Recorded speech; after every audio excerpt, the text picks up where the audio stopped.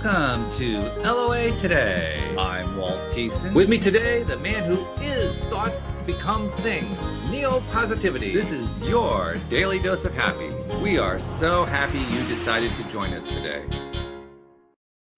And I'm happy because this is day 5 of me being tested negative for COVID after having COVID for 12 days. So this is a banner week in that sense. I am climbing back to normality, or at least something close to it. Something that was certainly not lying in bed. That's like, there's a big difference going on there. So I'm celebrating that fact. Thank you. Appreciate that.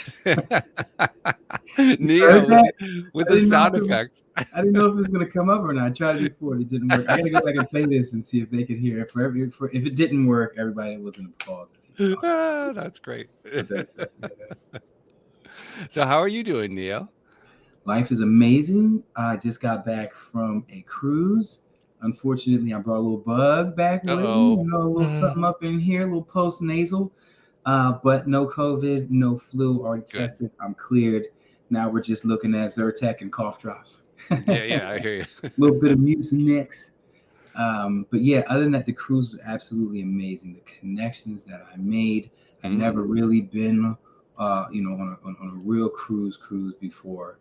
So that was an experience in itself, something I should have done in my 20s. But yeah, Cloud 9, man, Cloud 9. I wouldn't say there aren't hurdles.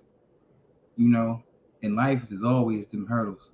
But I'm clearing them. I'm not stumbling. I'm not clearing them. And some of them I'm clearing on autopilot, which is what you got. That's beautiful.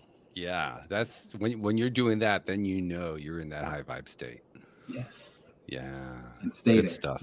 Yeah. I'm working on that right now. COVID kind of brought me down, and other couple of things going on in my life, including one about, have been really weighing on me, but I'm working on it. I'm working on that automated state and not always getting there.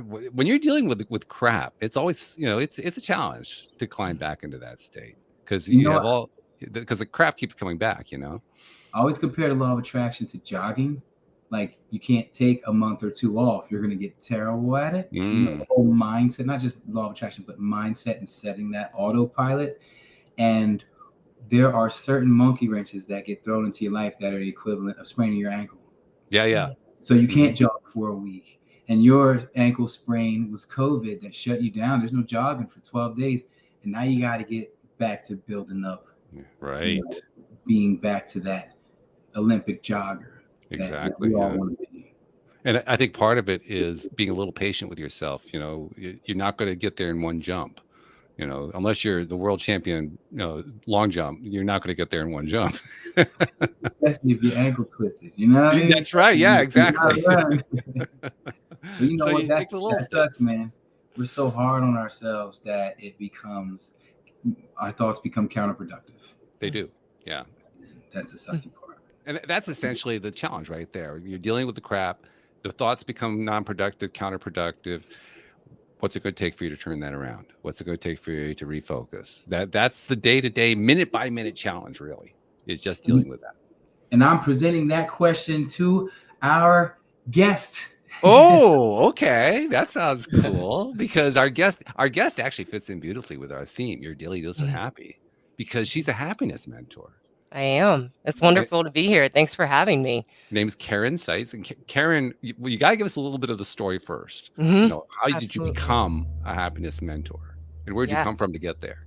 Yeah, absolutely. So my journey to become the happiness mentor actually started out for me on a path of being a spiritual seeker. So in my mid to late 20s, I was really struggling in my life and turned to therapy and counseling to really try to get what I called my adult feet underneath me.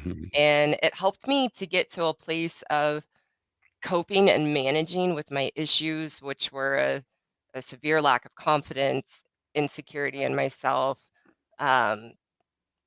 feeling like I couldn't really function as an adult, failed relationships, dysfunctional relationships in my family. And it helped me to cope and manage, but I kept finding myself going in circles and going in circles. And I had a friend of mine who said, have you ever considered going and seeing a healer or doing something more on a spiritual path? And it spoke to me. And she studied shamanism, and she got me into shamanism. And I started working with a shamanic healer. I went through a rite of passage in shamanism to be able to work and help others. I became a Reiki master. I became a yoga teacher. I became a meditation teacher. I read Mm. Secret. I read Abraham Hicks, and I got anything and everything I could get my hands on. I started healing practice. And while I had what I called for me in my experience a spiritual facade of really looking like I had things together on the outside, on the inside, I still felt really stuck, and I still felt really bad about myself. And ultimately, I began to feel like a fraud because the very things I was trying to help my clients do, I wasn't able to do in my own life. Mm. And while I was in it, I wouldn't have told you any of this. Sure. Right. It's understandable. Yeah. While I was in it, it was, nope, I know who I am. I'm better off in my life than I've ever been. I get this. I'm happy. I'm creating a life that I would love and that I want. Yet deep down, I felt this nagging emptiness, unfulfillment. I By that time I was married, and my relationship with my husband was in total turmoil. I had massive money issues. It was very clear when I looked at my life, the things that I was doing to try to know who I was, to gain that sense of confidence, to be happy, um, wasn't working for me. Not to mention the books and books and books I had on my shelves and was getting from Amazon daily. I was a perpetual seeker. And what I didn't realize until I met my mentors who opened up a new path for me was that what I was seeking for wasn't in the books. It wasn't in yoga. It wasn't in meditation. It wasn't in shamanism or Reiki. What I was actually searching for was me. And that Mm. I had to go in to find me. I had to stop going out. And what I was doing unknowingly is that I was really trying to eliminate myself. And I was really trying to become some enlightened, higher version of me, or trying to bypass me to become some higher spiritual supreme being, something other than me, Karyn. And what I really had to do was learn to work through the ways I felt bad about myself and that I didn't value myself to actually connect with me. And I wasn't in the books and I wasn't in any of those things. Mm. I was what I was looking for the whole time. And that's where I began to be on a path of happiness, which I define differently, which I know we'll get into today. But I had to really build a relationship with Karyn for the first time. And the way that I had to do that was really having a profound awakening that I was the problem in my life. That it wasn't my background, it wasn't my parents, it wasn't my husband, it wasn't the failed relationships, it wasn't any of those things, it wasn't my past lives, it was me. And that awakened a whole new path for me to really learn to take responsibility for myself and really begin to become and continue to become, because it is a journey, the best version of myself, and really focusing on making choices and decisions in my life that allow me to feel good about who I am, not for external recognition or validation, but just because of who I want to be and the personal integrity and character that I want to have in my life. And that's the path of happiness that I teach and why I call myself the happiness mentor. I love that. I love that whole story. I especially love the part where you're talking about how you realized you were the common denominator. And that, I mean, I've been dealing with that for a long time, but especially in the last month or two, I've been facing it practically every hour because I've had a number of things going on that I can easily point to outside stuff, outside influences. COVID's one of them, you know, but Absolutely. there are many of them that I can be pointing to. And I do, and I get upset, and I even get angry and frustrated and so forth. And then every once in a while, I think to myself, "Oh, wait a minute, I'm the common denominator. Damn, what do I do now?" Mm-hmm.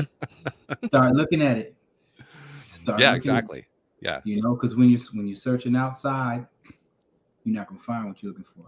I do reels on Instagram and TikTok now. You know, short minute, 1 minute clips about the law of attraction. I'll put the links in the comments. But two of my reels, I'm gonna do off of what you just said.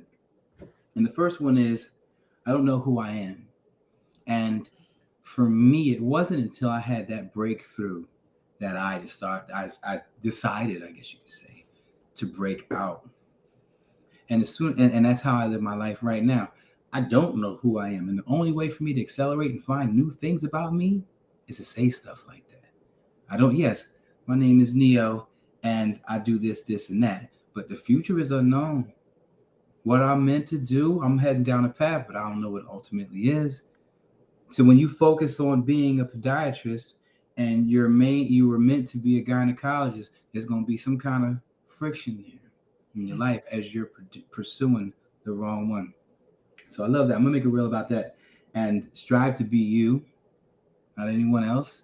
Everybody I know, like realtor friends, want to be the top realtor in Tampa. This friend wants to get a promotion and be the principal of the school so they can eventually get to superintendent. And they're spending so much time in the future, a future them, a future this, that they're not appreciating anything because they're not making the salary of the superintendent. They don't have the respect of the superintendent, the reach of the superintendent, the connections. So they're living their life in lack because they're so busy in the future. So yeah, I'm definitely make some reels about that. Thank you. I'll shout you out too on them. You Thanks, want to that, that lack too, by the way. I mean, it's sultry stuff. It's not like you identify that you're living in lack. Maybe you've been denying it for a while, but then you finally identify it, and it just goes away. I mean, especially if you've been living with that feeling of lack for quite some time, it can be quite the monster that you're still trying to overcome. Yeah, I know I'm living in lack. I know I've been focusing on lack. I got to shift. Oh God, I got to shift again. I just did it 15 minutes ago. You know, you can have so much momentum built up that it can feel exhausting trying to do that. It definitely is salty, Walt. It's definitely is salty. Yeah, it's true. It's true. No, you said sultry. Sultry. I said sultry. Did I say sultry? I said salty. I don't remember what I said. But whatever it was, whatever I said, I'm standing by it. Let's put it that way. You said sultry. I'm saying salty because that's exactly what it is. It's a taste that you just don't want around you. Yeah. You know. Well, if I can, what's fascinating is that what we live in as humans that we don't even recognize because we're so ingrained in it, and it's so part of our makeup, especially living from the mind, is that we are constantly in the pursuit of happiness. And that pursuit of happiness comes from that experience that we have of that sense of lack and constantly wanting more. So how I define unhappy is I always want what I don't have. And when we think about our human experience and our pursuit of happiness, get the degree. Once you get the degree, get the career, then get the promotions and the achievements, then get married and have kids, get the house, get the vacation house, build your time freedom and build a job you can work from the road. For me, it was get on a spiritual path. And these are all these boxes that we're looking to check in life from this pursuit of happiness that we may realize that we're in, but I believe it's so so pervasive that we don't even recognize that we're in it. Yeah, and that most of the time, and that very pursuit of happiness in our human experience is actually our human experience of being unhappy. Because we're coming from that place of I want what I don't have, thinking that once I check this box, once I have this, then my life will be complete and I'll finally have everything I want and I'll be content. But let's be honest, we get it, and it maybe makes us feel good for a little bit, but then we're this bucket with holes, and it just leaks right out, and then it's like, okay, what's the next thing? And we just live in that and live in that and live in that. It's almost like a matrix that we get stuck in, and we Many don't people even do call it a realize we're matrix. living in. Yeah. Absolutely. Yeah. Absolutely. So that's Pursuit, that whole pursuit is a feeling of lack in itself. Mhm. You know, and if there's one thing I learned from being a cop is anything you chase will run from you. You know? Yeah. No, I didn't learn that in the police department. I learned that actually. But that's it. So I consider that pursuit a chase. And if you're chasing happiness, it's gonna run from you. You gotta find it within. You got it. The answers are from within. The happiness is from within. That's why you can't love someone without loving yourself. I'm sure everybody's heard that before. That's what it is. That's why a lot of marriages fail. You know, people not truly loving themselves. So how can my spouse love me? How can my spouse stay with just me or whatever the situation is? When it's all in here. Yeah. Or in my experience, Neo, and what I've worked with many people is I wanted my husband to make me happy. So when I got married and checked the box of getting married, I thought getting married would make me happy. And then I needed my husband to do things to make me happy, and bless his heart, no matter what he did, even if he did what I asked him to do, it was never enough. It wasn't right. That's not the way I asked. Or, okay, great, you did that, but here's X, Y, and Z I still need you to do for me to feel okay and for me to feel secure in the relationship. And that in itself, again, was coming from that place of once I have this, once my husband does this, once he stops doing that, then I'll be happy. And it never worked. And that nearly destroyed our marriage. And luckily, I feel very fortunate.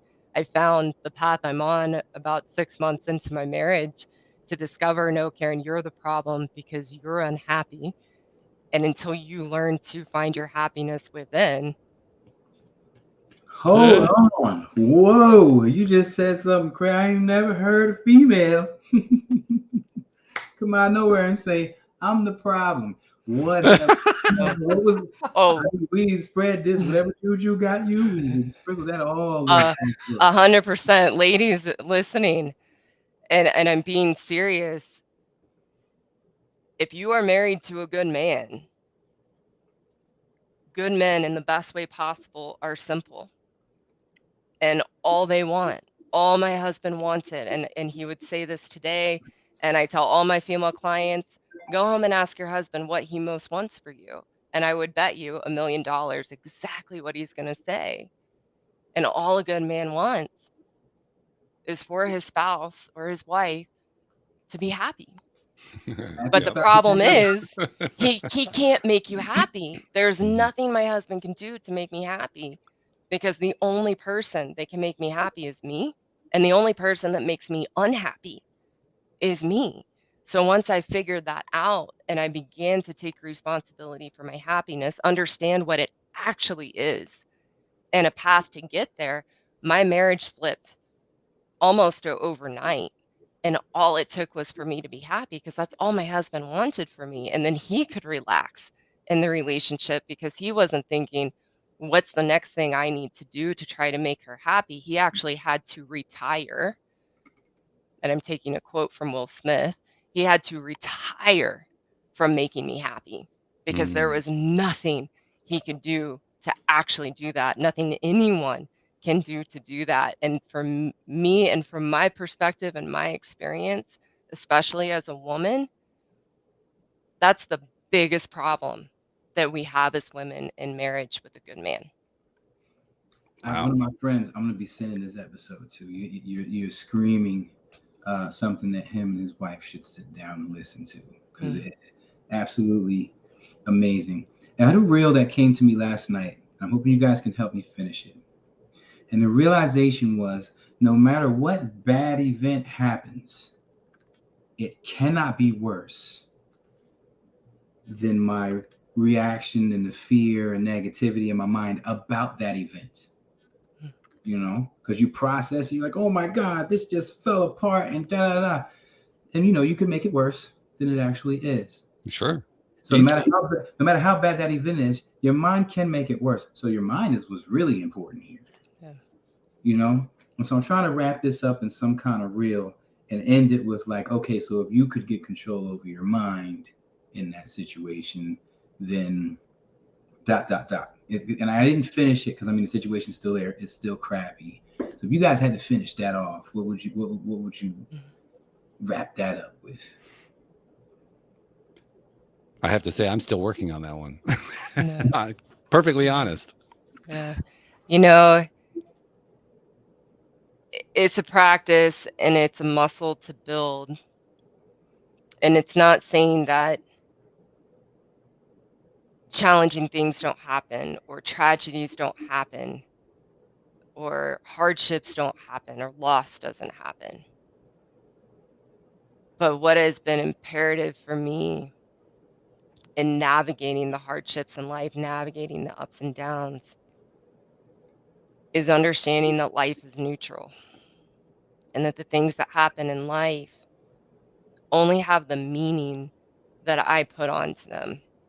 So, in my reactions and in my emotional responses to the challenges of life, I'm creating my experience of that life event. So, when I can understand that and recognize my emotional reaction, it it's not getting to a place where I don't have that. That's what I tried to do on my spiritual journey. It didn't work. It blew up in my face because I just suppressed everything. But Yeah. it's the ability to see the emotional reaction that I'm having to that and take a step back and say, okay, that's what you're creating of this in your emotional state. What's the reality of this situation? So that I can begin to see it pragmatically and begin to embrace it as an opportunity to grow and learn, to navigate life, to believe in myself, to handle the curveballs, to handle the hardships. And in that, then it becomes a gift, it becomes a blessing because I can grow and learn from it. And it doesn't take away the significance that might have in one's life or the tragedy that might be. But if I can understand it's neutral and my mind is what's wanting to make it bigger than life, then that's where I can take a step back and actually navigate it from a pragmatic place so that I can get through to the other side and use it as a learning opportunity. Karyn, now I want to ask you something here because it's been kind of echoing in my mind and it just keeps getting louder and louder with everything that we're saying here. So I know I need to zero in on this. I hear everything that you're saying about happiness. I also have in mind what other people have said about happiness, that it's Mm, ephemeral, that, it comes and goes, that mm, it's not something you can live all the time.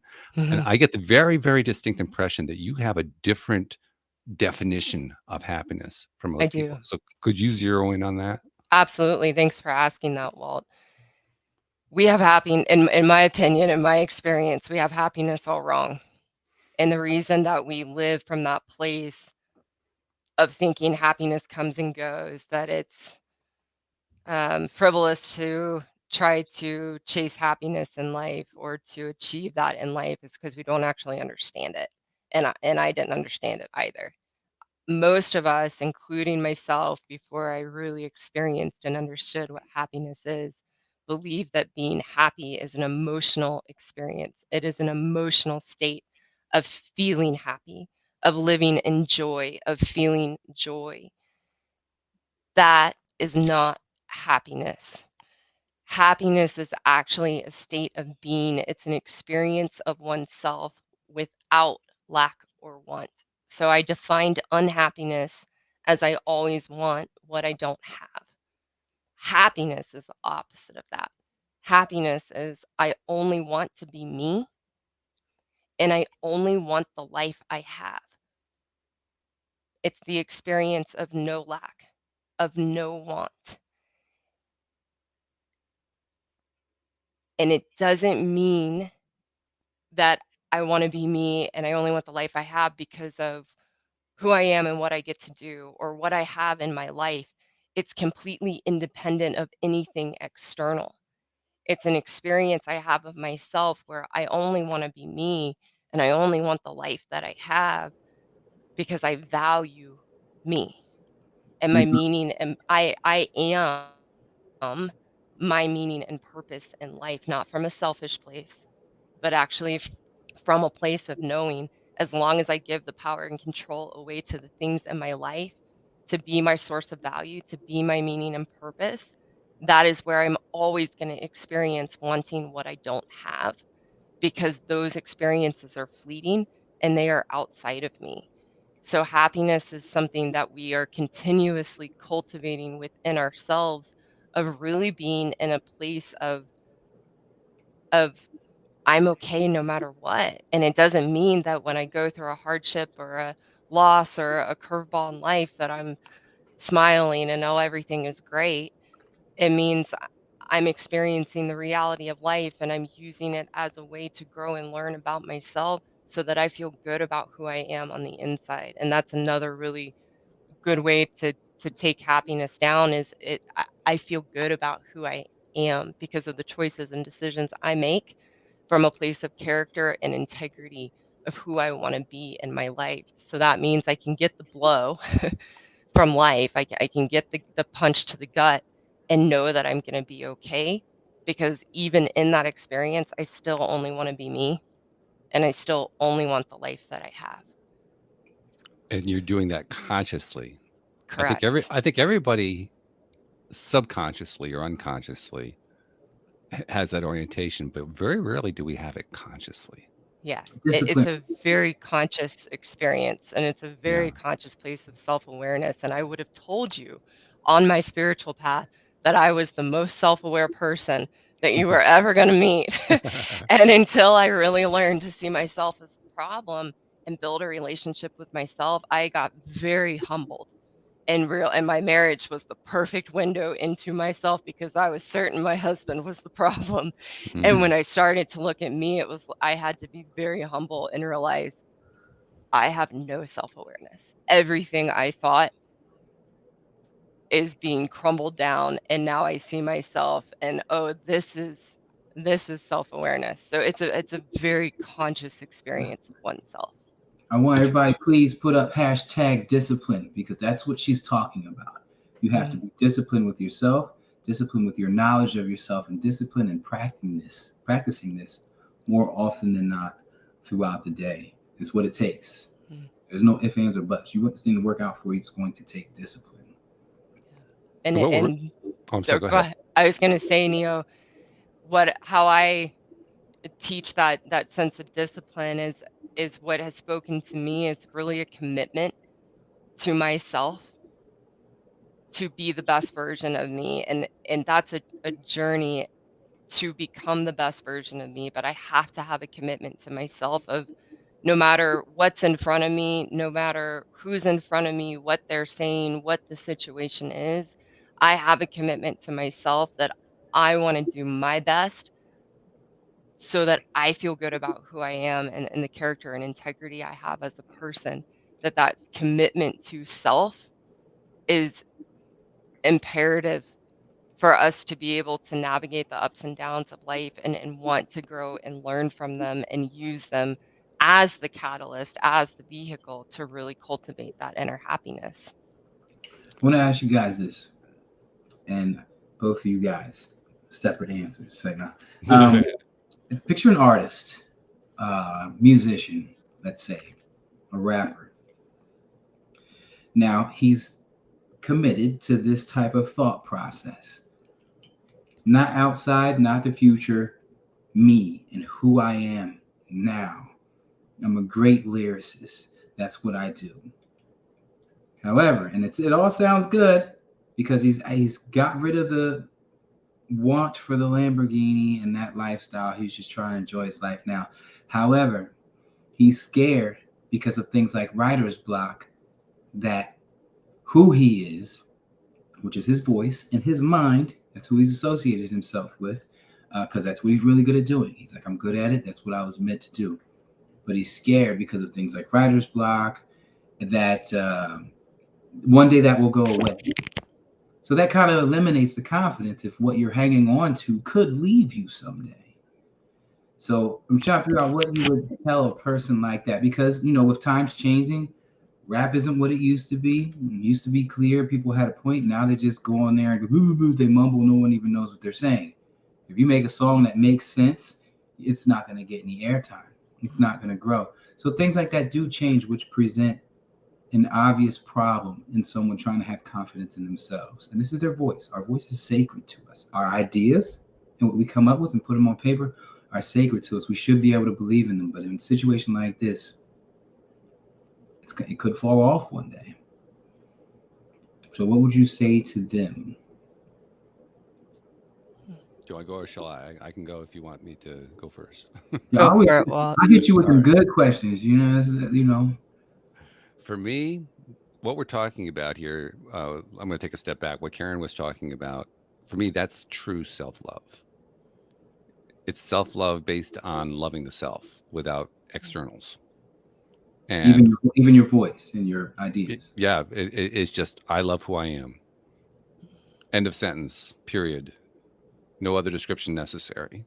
That's what true self-love is. And it's not easy to attain. The reason it's not easy to attain is because we have so many distractions. We live in a world of contrast that we came to deliberately. And yeah, guess what? The distractions are everywhere. Drama is everywhere. Craziness is everywhere. Ups and downs, left and right. All of this other stuff's going on. Of course, we're being distracted all the time. So it's actually a big, big challenge to kind of let go of all that for a moment and go back inside and just love who you are. Just for who you are. Not even, I mean, Karyn describes it in terms of loving yourself for your own integrity and that's great. That's if that's the way that you define it for yourself, that works fine. But what it really comes down to is, how do you feel about yourself without the externalities? It's almost like you're going back to birth before you can talk, before you can think. That I love that. I love that. That's a great answer. Yeah. So the person who is challenged by that is really being challenged by what I was talking about earlier about being distracted by the externalities. You know, the lyricist who is so concerned that he's going to get the writer's block, he's concerned about the externalities. And he's allowing that concern for the externalities to get in the way of how he feels about himself. And manifest writer's block. I just did a video about this the other day, 2 days ago. I don't believe in writer's block. Never had it. Don't think I ever will. When I sit down to write and come up with ideas, I get into the quantum field, I meditate, and they just come to me. Well, I've experienced it, and I can tell you that's exactly what we're talking about. Writer's block occurs when you lose track of yourself.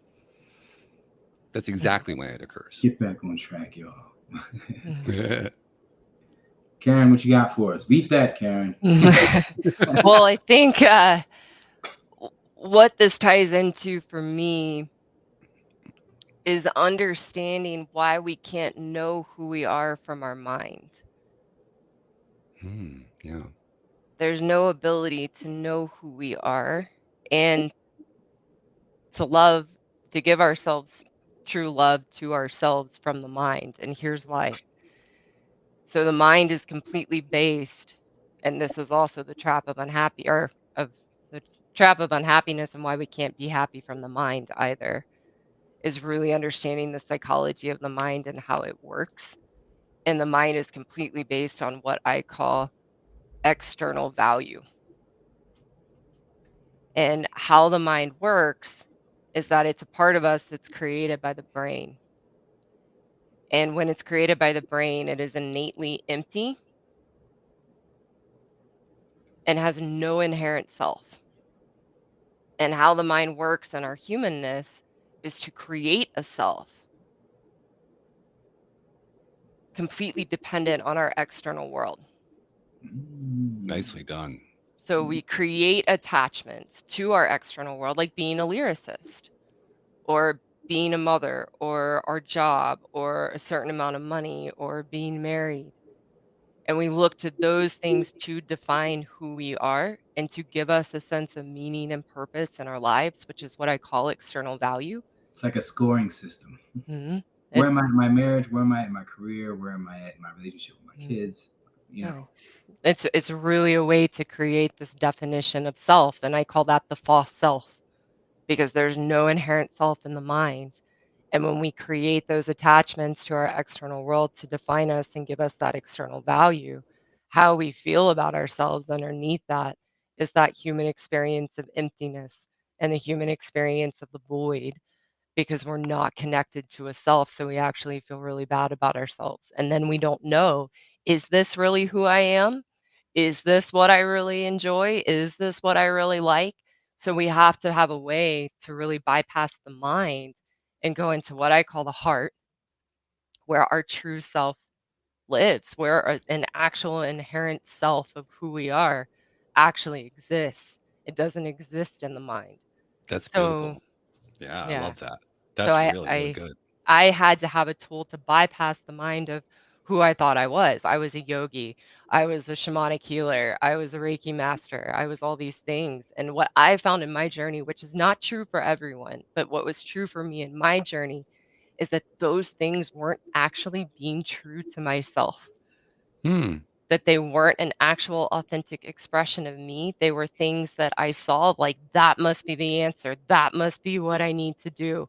I must need to be that. That's what's going to help me get to where I want to be. And I never slowed down to think about, wait a second, Karyn. I never knew to slow down and think about, wait a second, Karyn, is this actually you? Is this actually what you want to do? Do you like this? Never thought to ask myself those questions.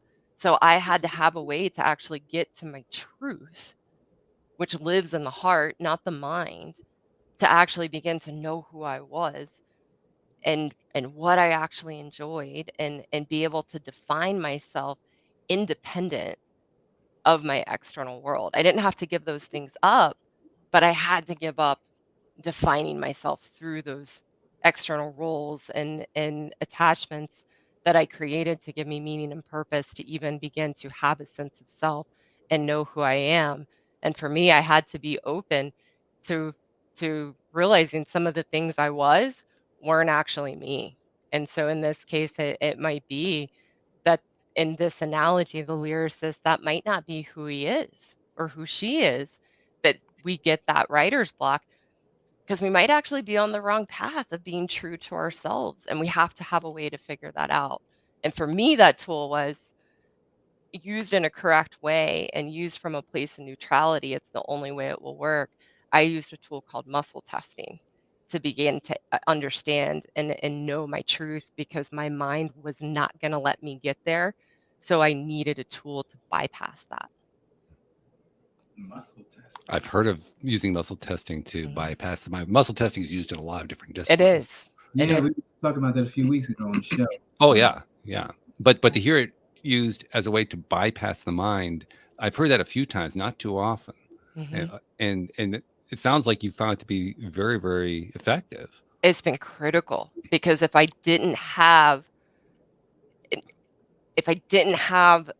a tool to help me break through, I'm going to use a new word and we can talk about it. Not a new word, but I'm going to use a new word that I've used today. We have to break that cognitive dissonance of what we've bought into, that we so believe and we've so doubled down is who we are and the stories that we live in, because we really believe that's who we are.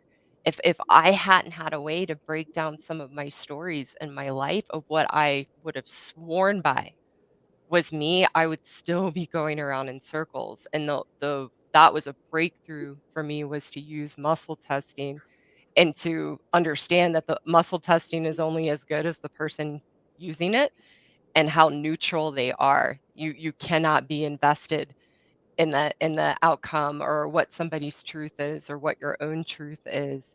And it was a critical part of my journey to begin to break down some of the story that I had been living in, that wasn't even real, and wasn't even who I was, that had me so stuck. And it was very threatening to begin to understand that it wasn't natural for me to look for my answers outside of me. That was the first thing that I muscle tested with my mentor. Um, as he was trying to help me go through a process, I was closing my eyes, and he says, "What are you doing?" And I said, "I'm waiting for the answers to come to me." And he said, "Where are you waiting for the answers to come to you from?" And at that time, I was heavily into shamanism. I said, "I'm waiting for my answers to come from my spirit guides." And in a very kind, loving way, he said, "Do you know it's unnatural for you to look for your answers from your spirit guides?" And I I got into so much resistance. I wanted to punch him in the face and run out of the room. And that was the part of me that knew, Karyn, stay. Something in me knew you are having this reaction because you're going in the direction of where you need to go. Just stay and see it through. And that was a breakthrough moment for me because it allowed me to see the falseness I had been living in and know it. And then it was no surprise. I knew it all along. I had just been in such denial and such cognitive dissonance of my experience that I needed something to help me break it down to get to my truth. And then it was so freeing because I realized I feel like I've been forcing this whole time. I don't know what I'm doing. I don't know if I'm actually connecting with anything. And I got to just be me, and I got to just be honest about that, and the pressure just lifted, and that opened the path to say, okay, well, what does resonate with you, Karyn, and what is the truth of your experience? And then it was very easy to let go of the things that were not actually me and begin to discover and know Karyn, um, which turns out to be a very simple, normal, average, everyday woman who loves baking and kayaking and hammocking, and that's where I go to really experience and spend time with myself. And it's been a true gift to be able to give up those things that aren't me. Getting out of your comfort zone. I Mm. love that. Like at that moment when you were resistant and you went with it, I Mhm. always say that's when you grow, when you Yeah. get out of your comfort zone. That was my big lesson for 2021, for that year, was the more every second I spend outside of my comfort zone, my frequency is raising. That's how I feel. And then I come home and I'm kind of like stagnant a little bit, a little bit. But then I go off on one of these ventures that I've been going on, and I'm just meeting people and spreading my message. It's on my shirts. Everybody's like, oh my goodness, I saw that movie years ago. I haven't thought about it since.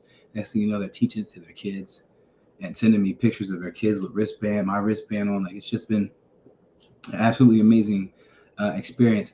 I wanted to share this real quick, something you said a little while back. I like to ask myself, like when I get into that headspace, I like to ask myself, who am I? Mm. And my mind says, oh yeah, I'm a pilot, I'm a retired SWAT guy. And I said, no. But who am I? Okay, well, yeah, I'm a father, motivational speaker, voice of the thoughts become things. No. Yeah, but who am I?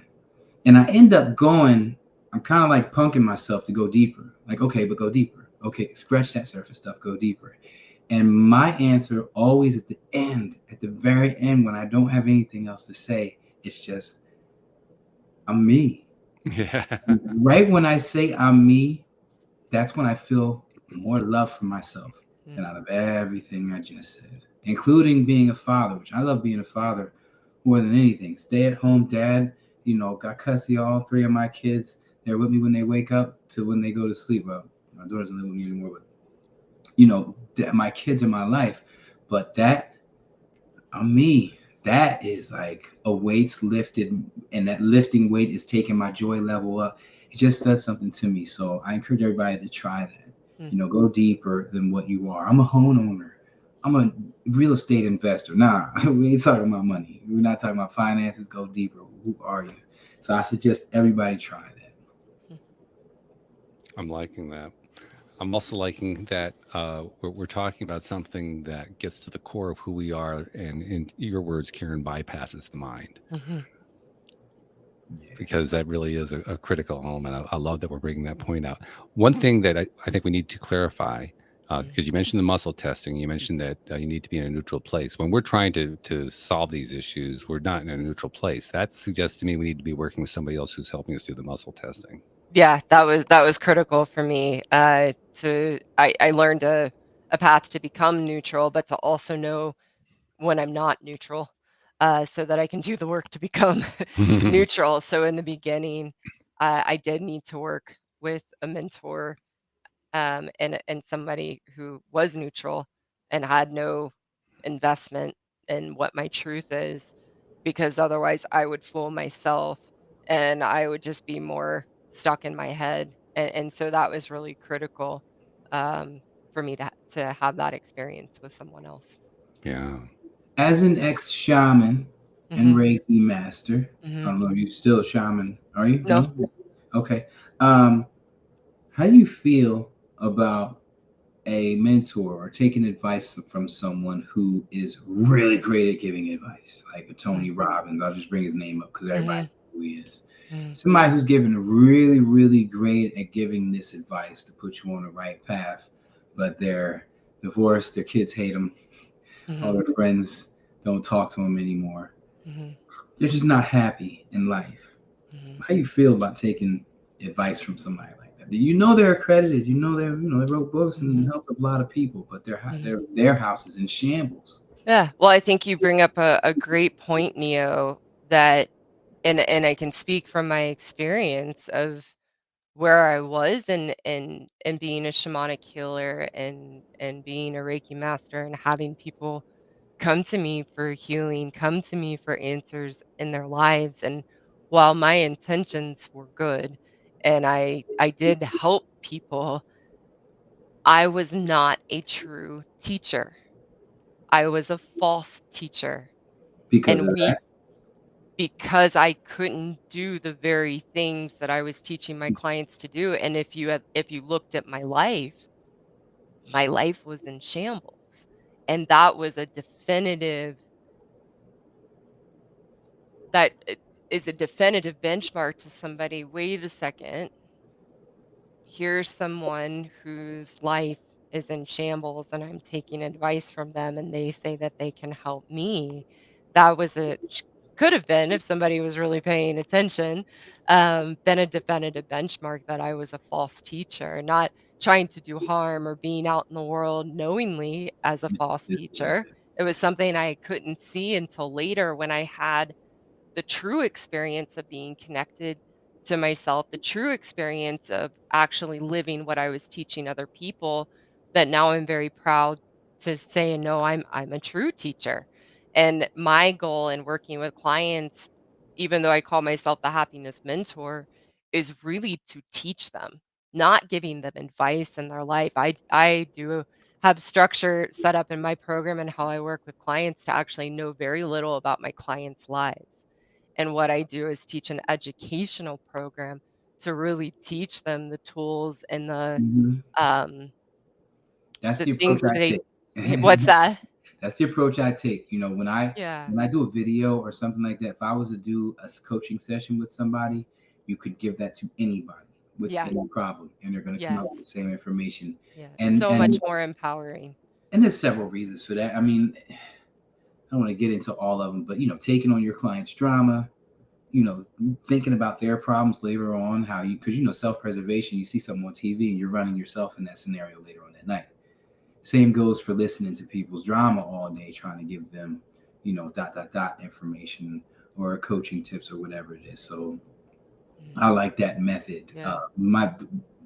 The only book of Tony Robbins that I read, 2090, no, 1990, no, yeah, I forget what year it was, 2002, probably 2003. Uh, and what I loved about the book was he asked questions the whole book. He asked the right questions. Mm. It didn't need to be custom to who was listening. He was given a full-on therapy session and it worked for no matter who picked up Mm. that book. And I Mm. love that concept. And I've Mm. been with it ever since and it works. Mm. It works on so many different levels. You don't have to memorize who's having relationship drama with their spouse versus their kids. Mm. You don't really realize who's having memorize who's having financial drama and worry about saying the wrong thing to the wrong person. It's just like this. Here are the rules to the game. Mm. Insert yourself and you'll win. Mm. And that's what I love about the law of attraction, how universal it is. Mm. I love that. Great. Hey, Karen, I have another follow-up question about the mentor situation. Mhm. Because, well, first of all, I don't know, I had to step away. I'm not sure if you guys went into how the muscle testing works. We should probably include that Mhm. in the conversation. But also, how did you go about selecting a mentor? I think that's an important piece Yeah. as well. That's a fun question and a fun story to share. So, like I had mentioned, I had a healing practice and I had a woman reach out to me and ask me if I would like to come to a free workshop here in Denver. And I said, absolutely. And I went, and that's where I actually met my mentors, who were the first people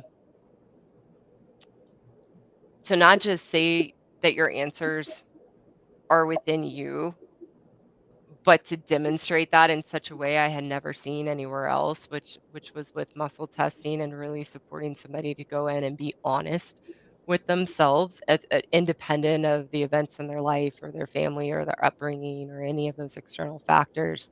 And it was such truth. I could feel it within myself, unlike anything I had done, and I had done almost everything and on my seeking journey.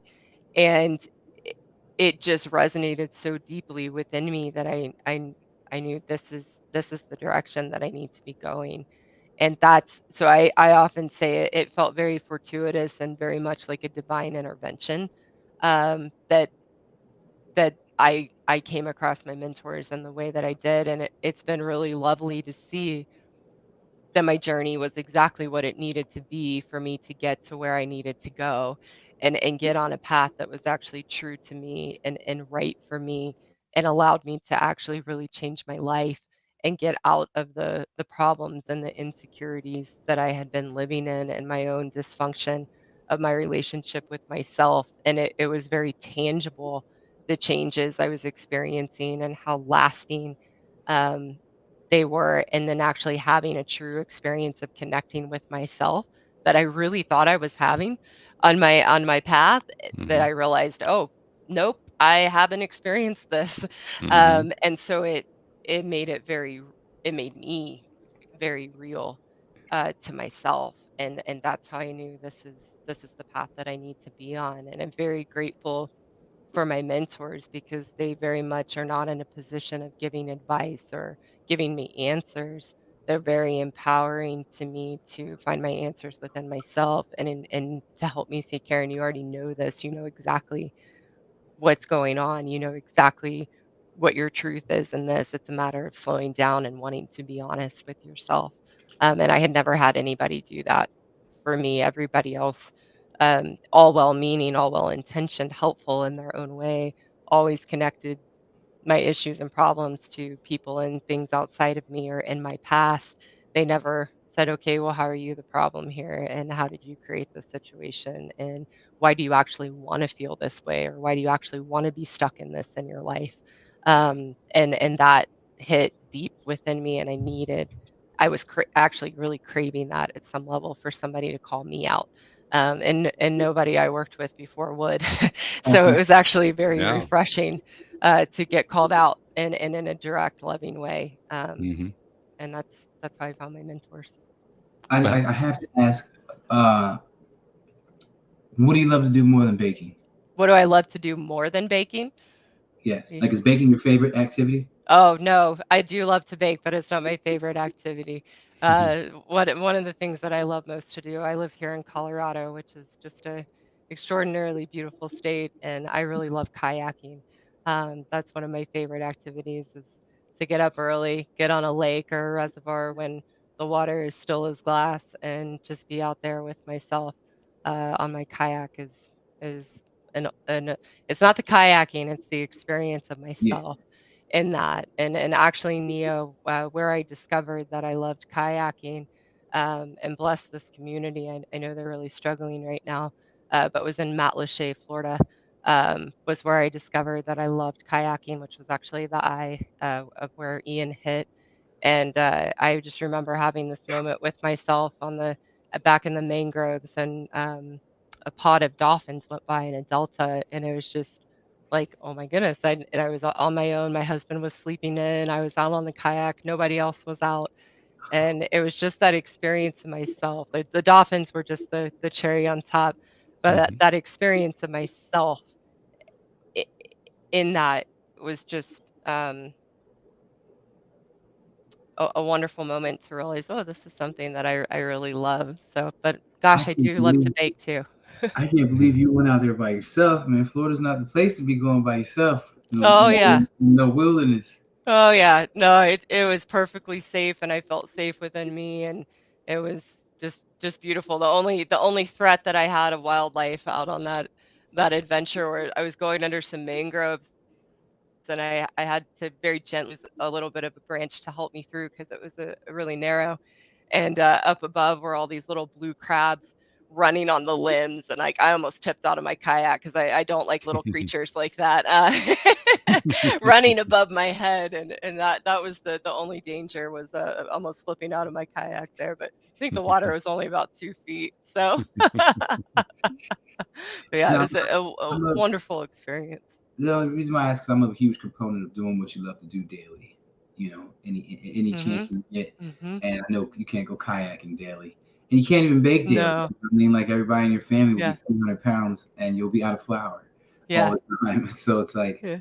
trying to find, like I said, I'm a huge advocate of that. So trying to Mhm. find something like I love flying. I Mhm. love flying, but you can't fly every day because the weather's sometimes crappy. But I fly a simulator on a computer Mm. when I can't fly outside.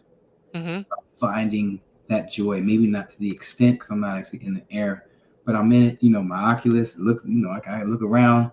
I've taken it that far to get virtual reality, so it seemed that real for me.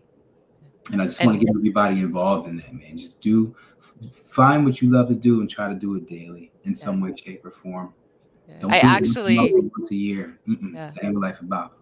I actually teach that in my course is finding the one simple thing that you love to do, not because the thing that you love to do will make you happy, but it's a matter of making yourself important to you to schedule in time to do that one simple thing that you love to do. And mine is wrapped into my morning routine. There's I really love the experience of myself in stretching, so I use a Pilates, what's called a toning tower, and it's not for the exercise. I don't do it for that. It's really just the experience of slowing down and spending that time with me in an activity that I love. So I agree, it's really imperative to weave in something that you love to do into your daily experience, not for that activity, but actually making that time for yourself to show yourself that you're important to you because that's how you actually cultivate valuing yourself and feeling good about who you are and that experience of being happy. I want to get back to the question I asked a moment ago because you told a beautiful story about how you found your mentors. But the question I really asked was, how does one find a mentor? Yeah. Yeah, you know, Positivity.com. There you yeah. go. Yeah. I think for everybody it's finding one, I think you have to really decide that you want to change. And I know it can sound crazy, but a lot of people, and myself included, the things that I chose before were things unconsciously that I could make it look like I was doing something without actually changing. And I had to get a point in my life where the pain of where I was greater than the pain of moving forward and changing and actually wanting to change.